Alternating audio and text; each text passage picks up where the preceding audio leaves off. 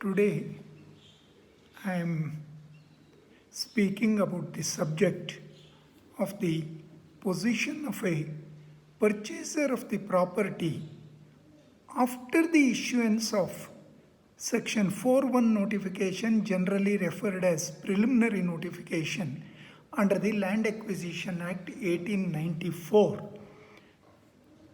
Let us say old act, particularly with reference to his right to seek whether acquisition proceedings have lapsed under the provisions of Section 24(2) of the Right to Fair Compensation, etc. Act of 2013.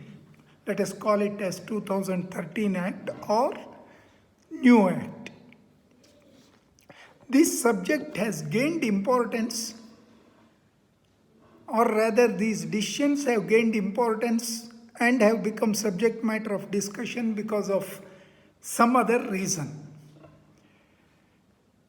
In Indore Development Authority case, Justice Arun Mishra, speaking for a 3-judge bench, held that the view taken regarding interpretation of Section 24(2) of the new Act in Pune municipality case is per incurium, and that interpretation of Section 24(2) was something different, etc., with regard to deposit, etc.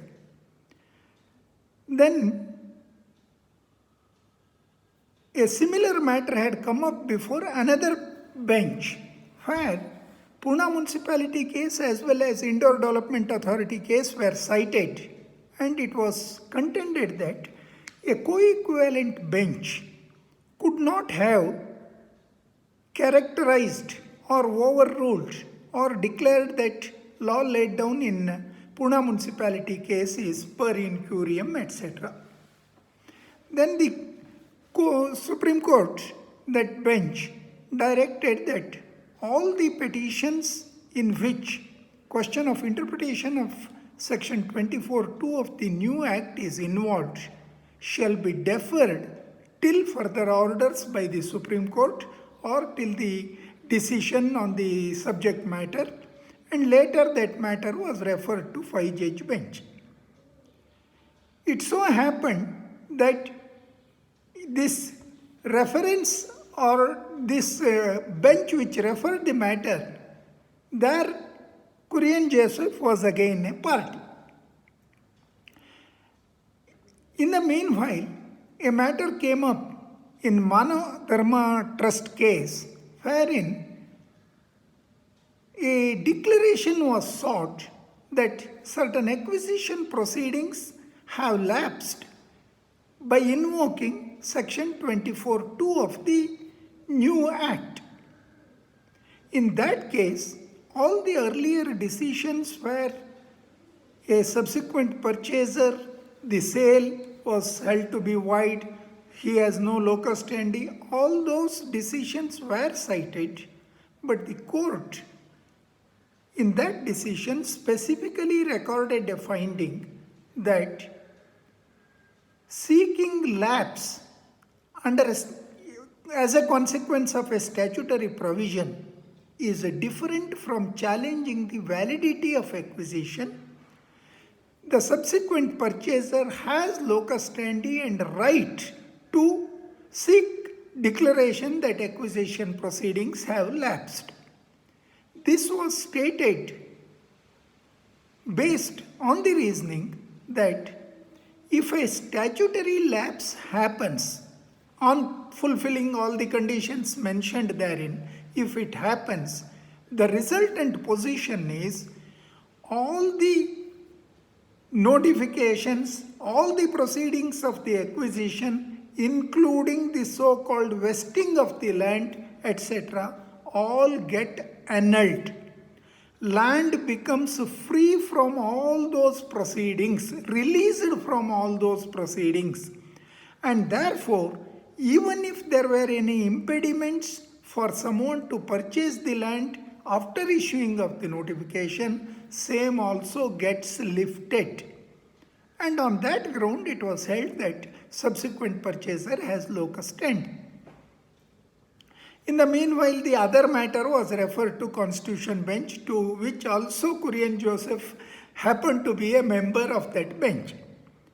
Then a matter came up before a three-judge bench headed by Justice Arun Mishra, called as Shiv Kumar versus Union of India, wherein a purchaser of the property, after the acquisition proceedings were initiated, had sought for a declaration that the proceedings of acquisition have lapsed under section 24(2) of the new act and that they are entitled for consequential relief, etc.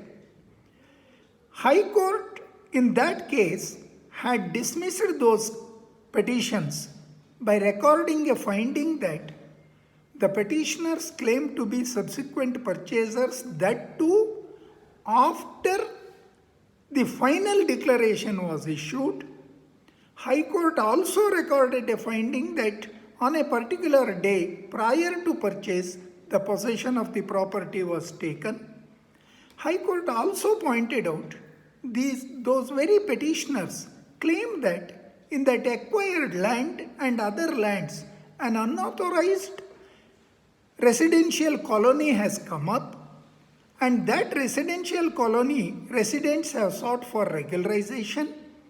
NCT Delhi has provisionally regularized that colony, but still they claimed that after passing of the award, possession is not taken, therefore physical possession is not taken. They come under section 24(2) and they are entitled for relief.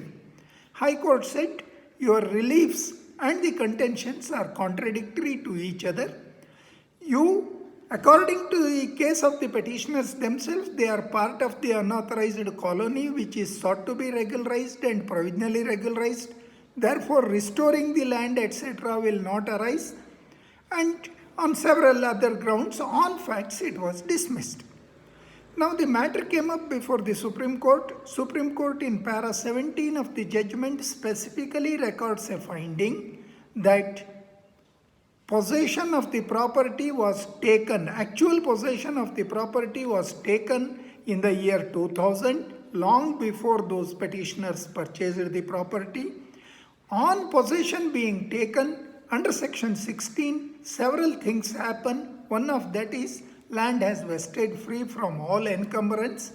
Therefore, a purchaser after that date has no right to seek the relief. Apart from that, court recorded the specific finding that these petitioners have received the compensation, actual possession is taken. So-called re-entry after taking the possession will not get them any right under section 24(2) of the new act, and therefore those petitioners are not entitled for the relief is the finding recorded. Instead of closing the case with that finding, court further proceeds and considers whether the decision in Manav Dharma Trust case is right or wrong. And in so doing, ultimately it declares that the dictum in Manav Dharma Trust case is overruled, it is wrong, it is per incurium, and that a purchaser of the property after issuance of section 4(1) notification under the old act has no right to even seek that proceedings have lapsed. So it is because of these developments the matter became a hot subject for discussion in the bar room. But now, disassociating ourselves from these facts, examining the legal position, it's very important because there are thousands of cases which are pending in several high courts and Supreme Court, etc., where subsequent purchasers have questioned the acquisition, or they have sought for declaration that acquisition is abandoned, acquisition has lapsed, etc. Therefore, it is necessary to examine the legal position. Coming to the statutory provision objectively, Section 4.1 of the Old Act provides for issuing a notification in respect of the property which are likely to be needed for a public purpose. Word used is likely to be needed for public purpose. So a notification under Section 4.1 is issued mentioning several lands. Then Section 4.2 provides that on issuing a notification under Section 4.1, authorized officers can enter the land for the purpose of survey, measurement, soil testing, digging to find out whether the purpose for which it is likely to be acquired, this property is suitable, etc. So the highest that can be said is there is a proposal for acquisition and officers are allowed to survey, etc., for which the owner of the property cannot object for that limited purpose. But under Section 4.1, there is no mention of anything even remotely prohibiting, restraining the owner of the property from exercising his ownership rights, including the right to lease, sell, mortgage, etc. Then, after this issuance of the 4.1 notification, let us say for 10 years there is no further step taken. As I have seen as a lawyer for last 35-45 years, I haven't come across a case where government has withdrawn a 4.1 notification. It may have left it without pursuing further, but specific withdrawals are not there. Let us say a person has sold the property after 4.1 notification. According to the law as it stands, as original owner has sold the property, he has no subsisting right, he cannot question 4.1 notification. The purchaser cannot question it because his sale is, according to these decisions, it is void. Let us say, after 20 years, the government proceeds and passes an award and wants to take possession. In the meanwhile, land is sold. Even that cannot be questioned by original owner. He has no subsisting interest. And the purchaser cannot question it because decisions say he has no locus standi. Such being the situation, how it happened? It all started from 17/1/1995. It all started in the bench headed by Justice K. Ramaswamy. First of the case was decided on 17/1/1995. It's again reported, all those reported decisions in the article, I have given those citations, etc. That was a case where a party said, property is acquired, there is a land policy notification issued by the state government wherein an alternate site would be given to the erstwhile owner. Therefore, the purchaser wanted that alternate site. In that case, the court did not declare that sale is void, etc. It said, under the land policy notification, etc., it is only the owner as on the date of 4.1 notification who is entitled for the benefit of that land policy statement, that is alternate site, and this purchaser is not entitled for that relief, indicating something wrong with the purchase. But matter was not decided on any legal aspect, but it was decided on the terms of the land policy notification. Then comes the next case of Gyan Chand that was decided on 18/1/1995.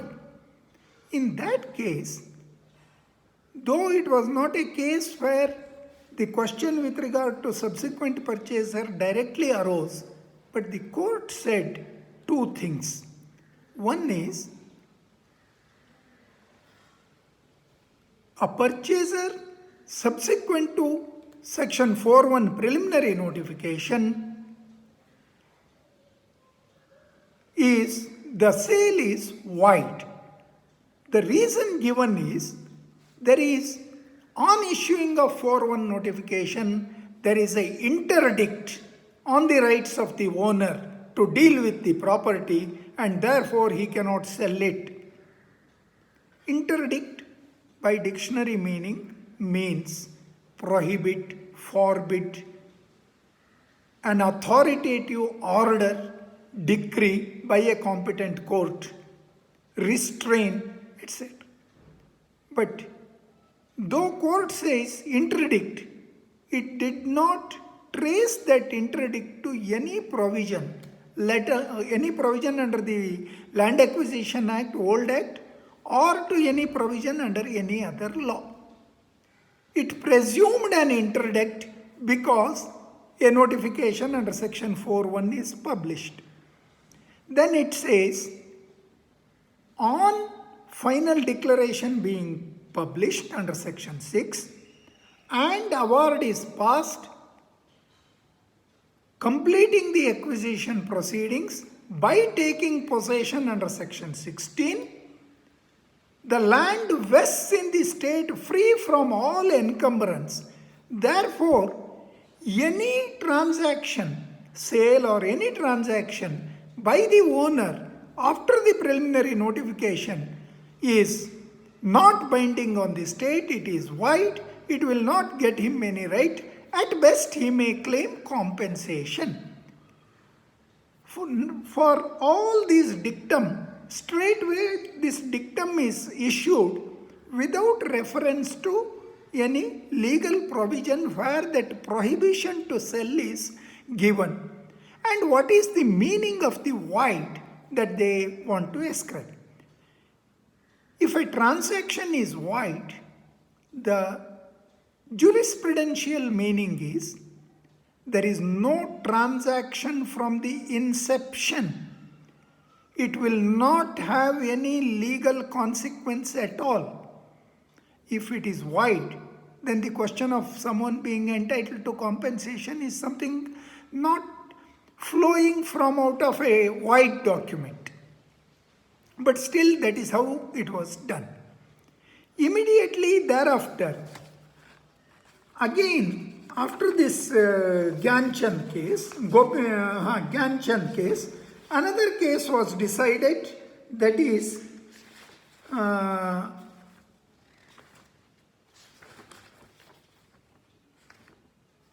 Mahavir versus Rural Institute of Rajasthan, Rural Industrial Institute of Rajasthan, etc. There, straightway court makes a observation.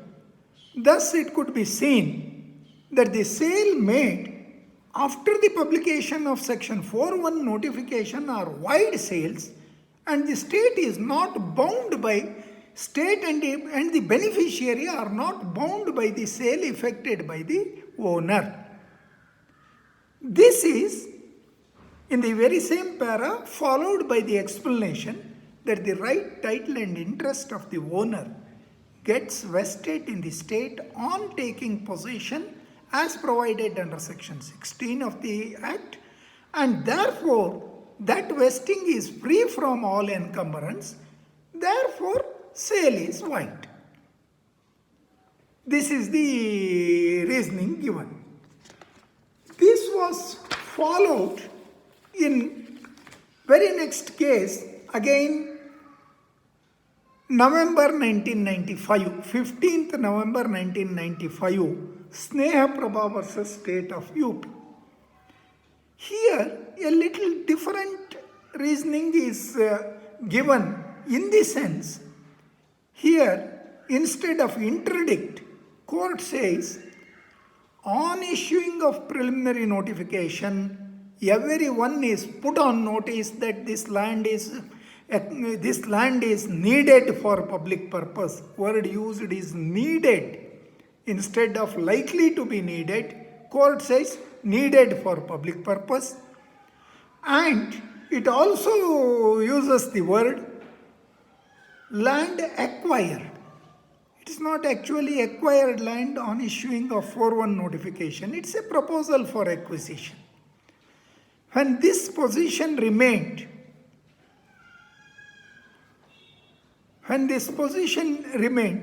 the actual reasoning given is, on publication of section 4.1 notification, there is an impediment created for the owner to deal with his property, like selling the property.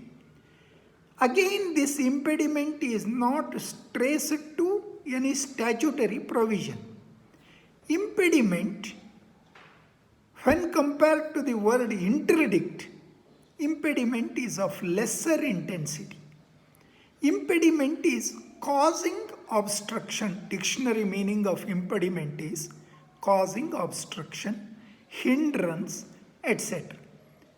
In respect of rights on a immovable property, it is not permissible in law to presume impediment, interdict, etc. unless backed by a statutory provision. After this Sneha Prabha case, there were another 1 or 2 cases where court said it is already decided in earlier cases that the sale is void. Then the matter came up in a case of Star Wire versus State of Haryana, which was decided on 25th of September 1996. There, a purchaser of the acquired property participated in all the award proceedings, etc. Acquisition notification of preliminary notification of June 1976, final notification of February 1977. Award was passed on 3/7/81. Writ petition was filed in the year 1994. High Court dismissed the writ petition on the ground of delay and laches.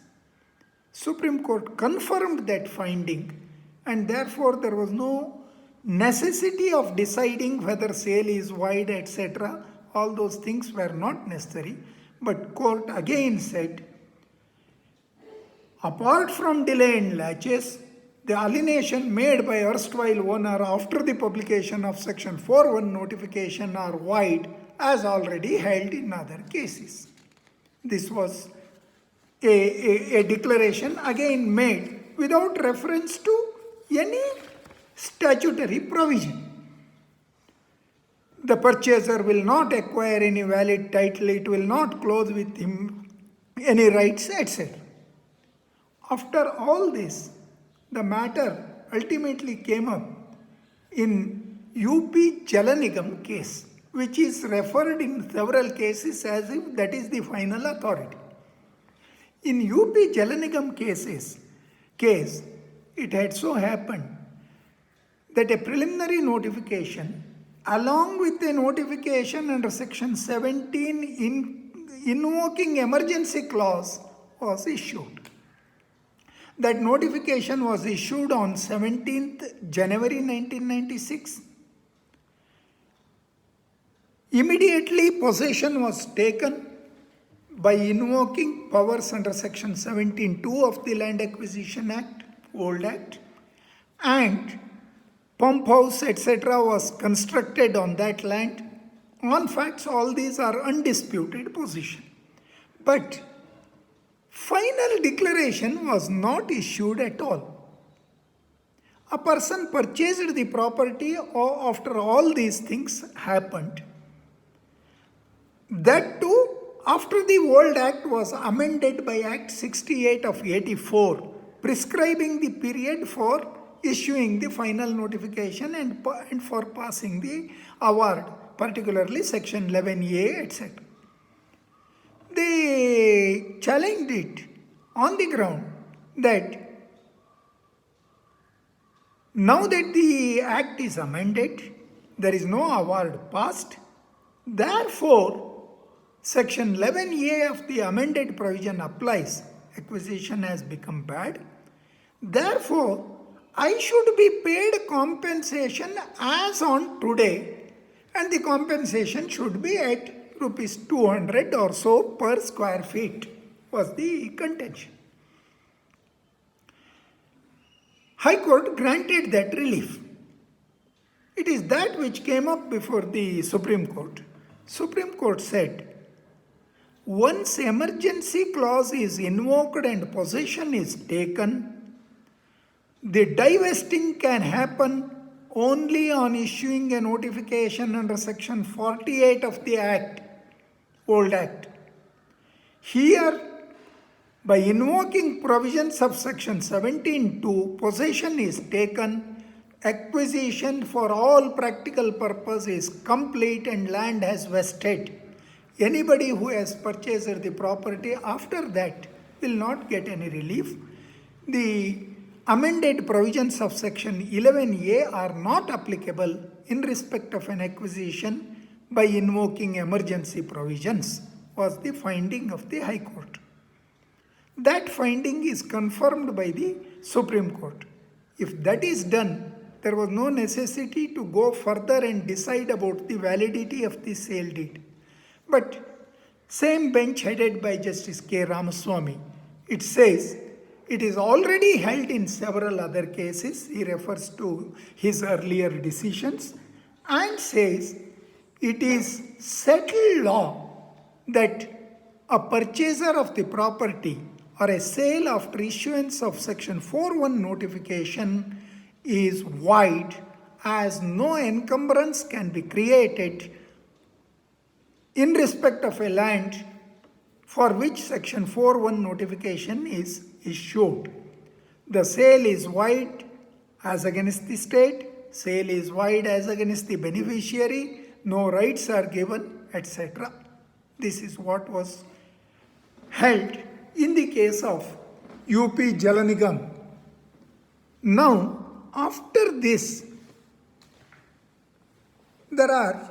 these cases are referred, cited and followed in several cases, particularly in the case of Meera Sahani in 2008, Chandrasekharan versus Administrative Officer 2012, Rajasthan Industrial Development Authority or something, that is in 2013, and a later case, M. Venkatesh versus Commissioner BDA, that is in 2015.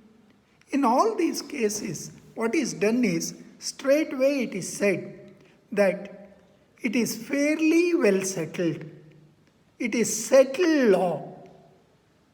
It is already held in several cases, those are the cases of 95-96, saying the purchaser of the property after issuing a notification under Section 4(1), the sale is void, it will not get him any title, it will not clothe him with any right to challenge the acquisition, etc. This analogy, now in the Shivkumar case, Justice Arun Mishra has extended it to further, saying it will not give him a right even to seek a declaration that it is lapsed, as the reasoning is what he cannot do directly by challenging the acquisition proceedings, he cannot indirectly do it by seeking lapse, is one of the reasoning. So this is the legal position as it stands today. And now, in view of the decision in Shivkumar case, all the avenues for a purchaser of the property subsequent to issuing section 4(1) notification are barred. There is another interesting aspect. In respect of these very acquisition proceedings, which is a subject matter in the concurrent list, there are state enactments. Delhi Lands Restriction on Transfer Act 1972. In Karnataka, there is a enactment, Karnataka Lands Restriction on Transfer Act 1992. In all those enactments, the sale of the property after issuing the final notification, that is, after issuing of section 6 notification, are barred. In none of those enactments there is any bar created or prohibition created or even an inkling of prohibition created on issuing preliminary notification. This aspect is also noted in Manav Dharma case, but Justice Arun Mishra has not gone into this, and in the earlier decisions of 95-96, they have not referred to these local enactments, but only proceed on issuing of section 4(1) notification under the Land Acquisition Act. So now, objectively looking at the provisions, under section 3(b) of the Land Acquisition Act, Old Act, a person interested is defined. It is an inclusive definition saying a person is said to be interested if he has any interest in the compensation likely to be awarded for the land acquired, including a person having easementary rights. Therefore, a person who has purchased the property, whether prior to or after issuing the 4(1) notification, is a person interested at least in the compensation, because all the decisions from 1995 onwards specifically say, though the sale is void against the state, etc., the person is entitled for compensation. So he is a person interested in the compensation.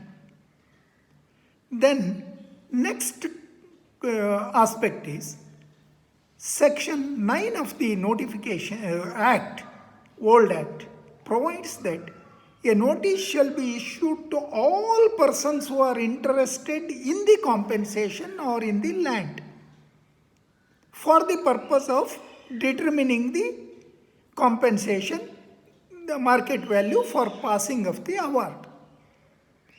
Section 9, Section 11, ultimately under Section 11, award is passed.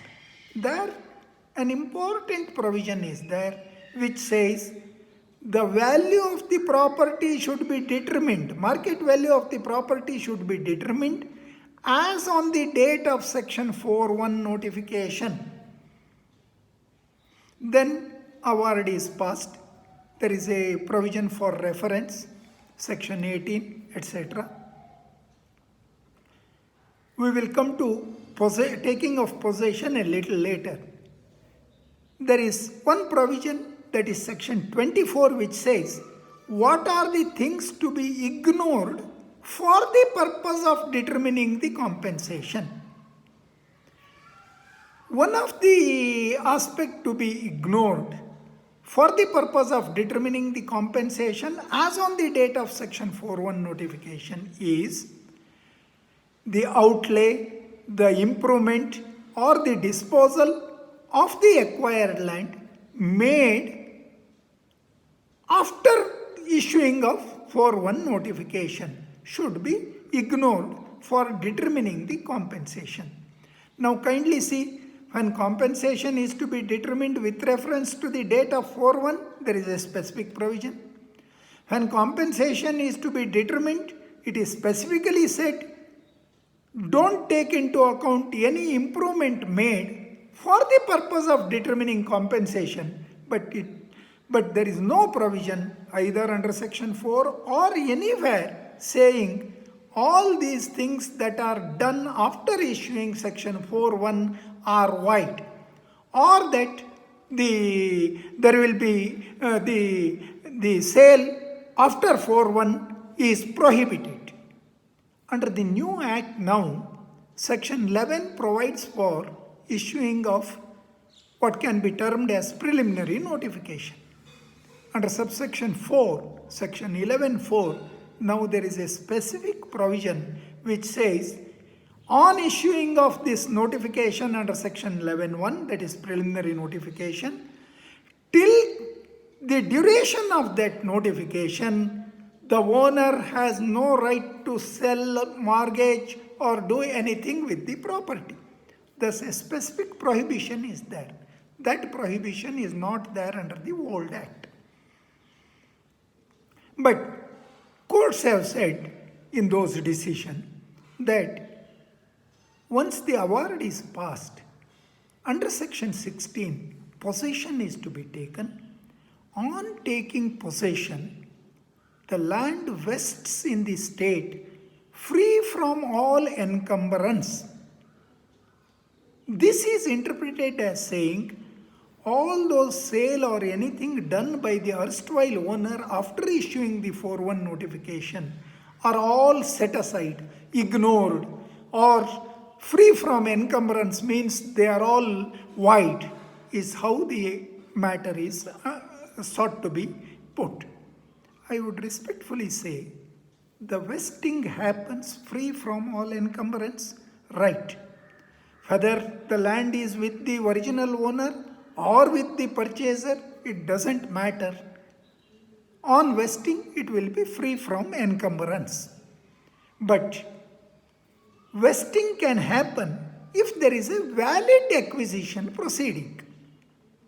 The erstwhile owner can challenge the validity of the acquisition proceedings on the ground that you have not followed the strict procedure as provided under the Land Acquisition Act, therefore these proceedings are illegal, liable to be quashed, etc.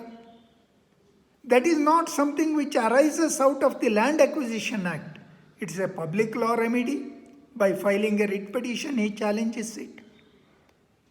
If he can challenge, saying, what you have done, the proceedings are not in accordance with law or in accordance with the procedure prescribed under the Land Acquisition Act, definitely a subsequent purchaser also who steps into his shoes can challenge it.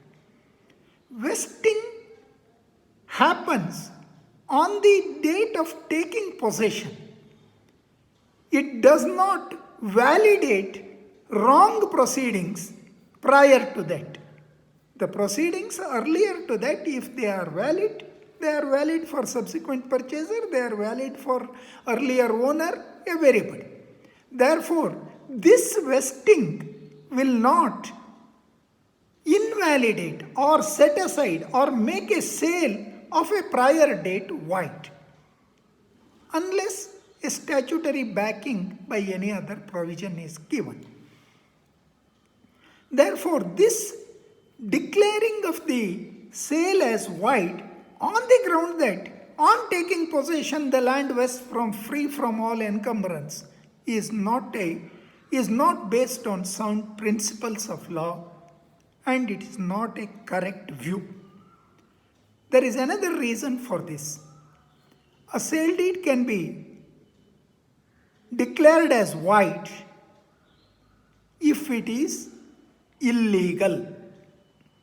It becomes illegal when it is done in contravention of a provision of law.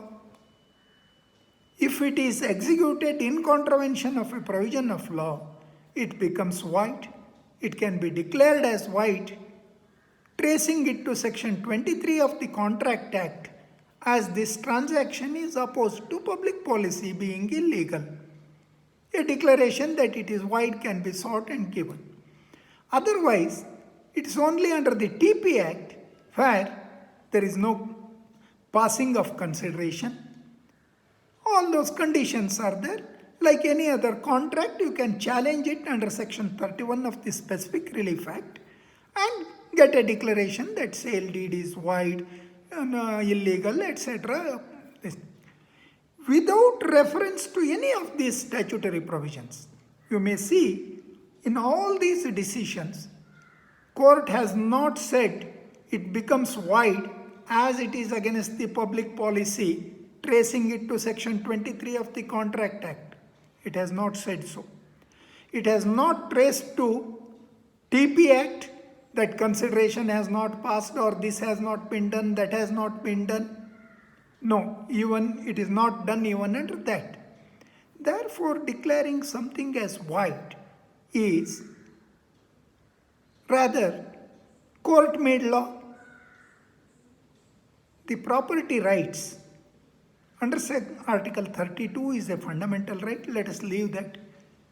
Article 300A, it's a constitutional right. A purchaser of the property has a right in the property that can be taken away by an enacted valid law.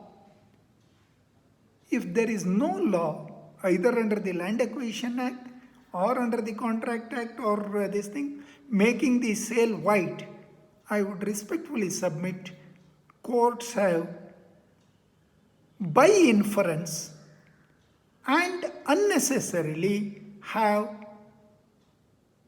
declared the sale of the property after 4-1 notification as void, and further saying that such a purchaser will only be at best entitled for compensation. He cannot challenge the validity of the acquisition, etc. None of these things proceed from a statutory basis. Now, these decisions are not examined on their reasonings, etc., by any of the subsequent decisions from 2008 onwards, nor it is examined in the case of Shivkumar, where Manav Dharma Trust case is overruled. Therefore, now that earlier decisions of 95-96 are confirmed, and on that basis Manav Dharma Trust case is overruled by the Supreme Court in the Shivkumar case, it now becomes a further reinforced law. It is under these circumstances the decision in Shivkumar versus Union of India requires to be reconsidered. It requires to be reconsidered with reference to the earlier decisions itself, where it is taken as settled law that the transaction sale after Section 4.1 notification is void is required to be reconsidered for 3 reasons. First is what the court mean by saying void when it says yes, you are still entitled for compensation, but your sale is void. It will not transfer any title. That may not make sense, or rather the use of the word void is totally inappropriate. Second is, for making a transaction void without there being a statutory provision making it void, is it permissible for the courts to declare it as void without tracing it to any statutory provision? Next, what is the impact of such a declaration without statutory provision in view of the constitutional right under Article 300A? One more aspect is the Land Acquisition Act, Old Act, is a subject matter in the concurrent list. States are also entitled to enact the law. In several of the states, including Karnataka, as already stated, there are local enactments specifically dealing with the alienation of property after the acquisition proceedings are initiated. These local enactments have said that alienation of property, sale of the property is prohibited from the day of issuing the final notification, where at least up to the level of land being required for public purpose has become final.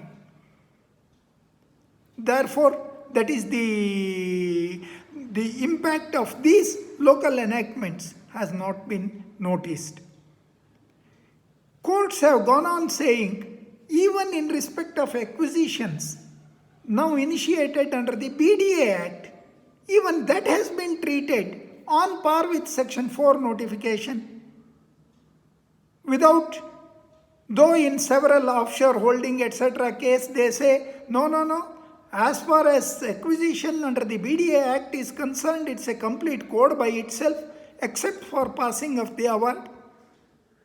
Therefore, all these aspects are required to be looked into before holding that something is void. This decision in Shiv Kumar case and the very basis for declaring a transaction as void just because it has been entered into after issuing of preliminary notification is required to be reconsidered by a larger bench, better by a bench of 5 judges. And that too, it should be done at the earliest, because there are thousands of cases that are pending. There is another aspect. There are cases where preliminary notification under several Act, KIDB Act, BDA Act or Land Acquisition Act were issued for 10 years, 15 years, 20 years, award is not passed, compensation is not paid, and award is passed after 20 years. And now there are cases which are decided saying if there is unreasonable delay in completing the acquisition proceedings, the acquisition proceedings will lapse, or rather they are treated as abandoned. The compensation which is paid as on the date of preliminary notification 20 years back, if it is to be paid as on today, Supreme Court in one case has said it is like ignoring the earthquake. The inflation and the rise of price in the property, if it is ignored by the courts, it is like ignoring the earthquake, is what it said in the case of Ved Prakash. Therefore, this is something which has to be reconsidered, and my respectful submission is there is no way a transaction can be annulled just because there is a notification published under Section 4(1) of the Land Acquisition Act.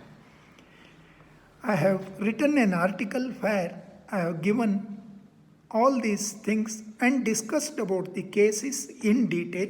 There I have furnished the citations etc., which will also be uploaded. Thank you.